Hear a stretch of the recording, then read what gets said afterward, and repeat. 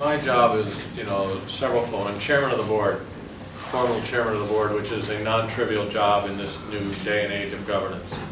I am chairman of Sun Fed, which is our U.S. subsidiary focused on the U.S. federal business, which is a very big market opportunity. And so I'm spending a lot of time in Washington, D.C. and with the three-letter agencies and the Defense Department and all the rest of it. I am Jonathan's, one of Jonathan's coaches, and he's got the advantage of having. I've been in the piñata for 22 years, and I know what he's going through, and we spend a lot of time in email chats and one-on-one conversations where he has somebody he can bounce ideas off of, or and I can tell him where I have seen the movie before, and I can see what's about to happen, or warn him off of things, or just encourage him or give him some place to vent, because there's no peer of the CEO in an organization.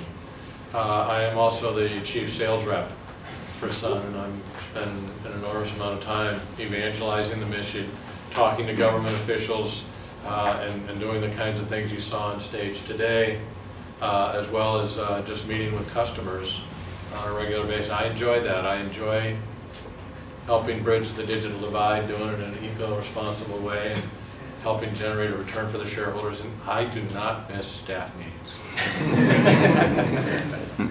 I'm 22 years running staff meetings. I've seen every move.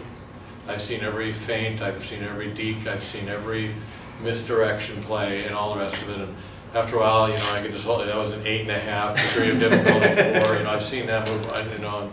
I would actually anticipate the moves, and I could finish the sentences for the folks. And, after a while, I think Jonathan does a very good job of running staff meetings, and I'm happy he enjoys that. Number one nightmare for all companies is not that the application might go down, or that they might miss a customer or two because they can't log into whatever, or that somebody might go in and corrupt some data. Their massive nightmare is a data breach. A loss of archives. I remember when we bought Storage Tech, people said, archives, tape, how boring. And I said to the media person, I said, you want to see excitement? Go in and tell the CEO or the CIO that you've lost their archives. Then you'll see excitement. You'll have to peel that guy off the ceiling. So it's a very, very hot topic, and a much bigger one. You couldn't have gotten a lot of energy around this 20 years ago, but you can get an enormous amount of energy and passion around it. We work very hard. We spend a lot of money before we open source code. We know who the mommy, the daddy is of every line of code. We have the kennel papers.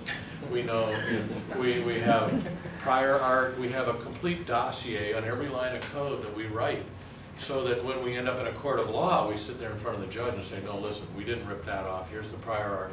Here's who wrote it. Here's all the stuff, so that copyright and patent.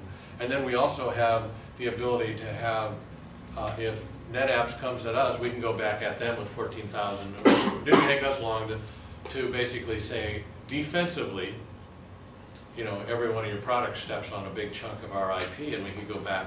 And that will hopefully warn the next troll that maybe you better not come after us. And then we have $5.5 billion of cash or whatever in the bank, so that if a pure troll comes after us, we can go. So people can then safely share around our open source communities, knowing that there's no WTO infractions, all that. Open source without indemnification, I still think is way better than proprietary code, but open source with indemnification is, that's the best of all worlds right now. Yahoo and open source, and I'm not sure Yahoo is a great driver of open source technologies. Certainly Microsoft hasn't been on the leading edge of that. So I'm not sure that will impact open source. I will tell you that I have explained to every telco, either you become a destination site or the destination site will become a telco. And I've told every bank, either you become a destination site or the destination sites will become banks. And you look at Apple doing iTunes and iPhone, and you look at eBay doing Skype and PayPal, and you look at MSN and Microsoft Money and buying Yahoo with their instant messaging and free voice over IP, and you look at all of these. You look at Google trying to buy bandwidth and putting cables across the Pacific Ocean.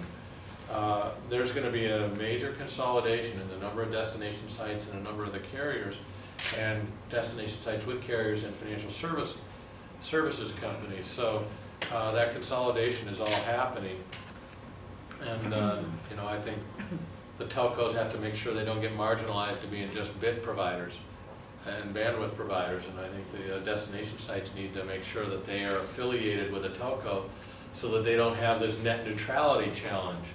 And I think banks have to make sure they don't get cut out, because people are spending way more time on Facebook than MerrillLynch.com.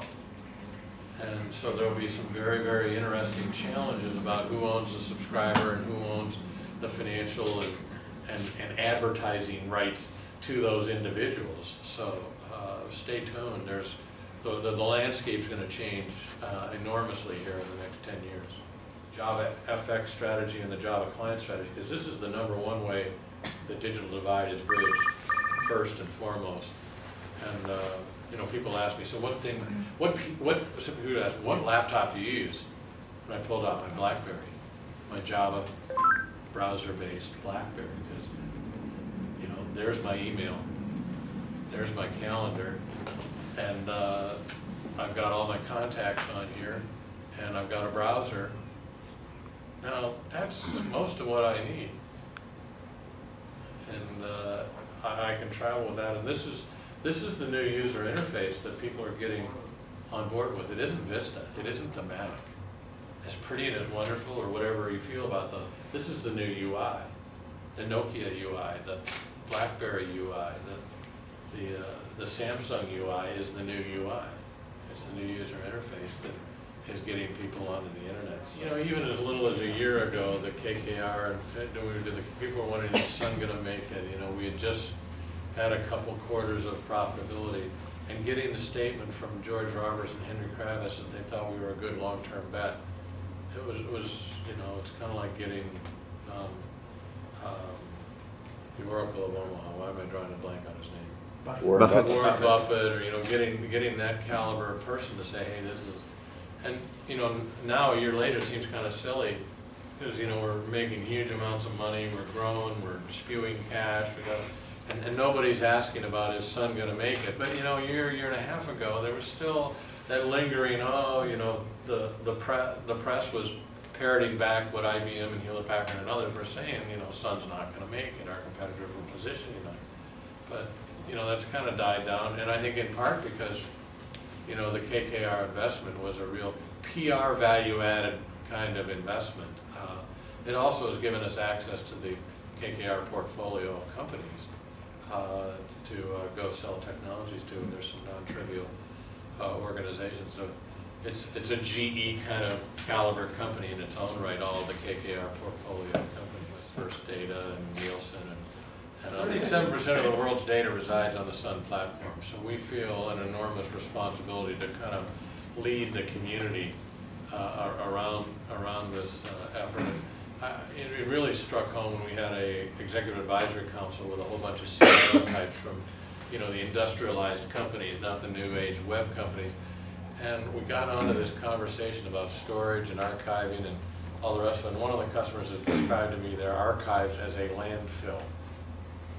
And you know, trying to find an email in the landfill becomes, it's not about archiving, it's all about retrieval. Broke my leg in June playing ice hockey and was on suicide watch on crutches, not being able to play golf all summer. And my wife, with 4 little kids running around, looked at me like, why do you play hockey?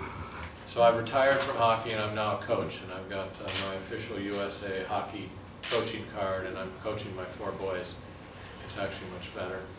My golf is suffering because of the broken leg and 4 kids and travel, so I'm up to a 5 handicap. But I got 7th place, I think, in the AT&T Pro-Am this year, which is, I think, my best finish ever. So I'm not totally washed up.